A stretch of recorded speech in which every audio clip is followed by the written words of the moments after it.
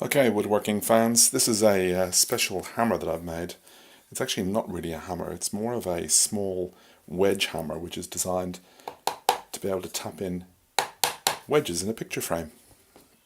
This has been made for my father. It also has inside here, which you might be able to see a slight line, it has some lead weights which I've put in here which give it extra power.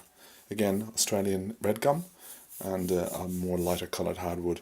And you'll see the pinstripe that I've done here as well, all the way through with a piece of veneer. Anyway, here's the reveal moment. I think people are quite like this reveal moment. Again, boiled linseed oil. Be very careful with boiled linseed oil. Don't leave the rag lying around. You can see that line there for the join. This rag can actually start a little fire on its own if you leave it and watch it.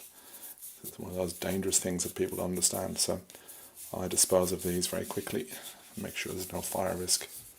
As you can see, it's a very nice quality and it'll be perfect for a little gift for somebody in the family, which no one on this page is to say anything. Well, there you go. A couple more coats, a bit more sanding, and I'll be happy with that. I'll make a great present. Tune in again, some more projects coming.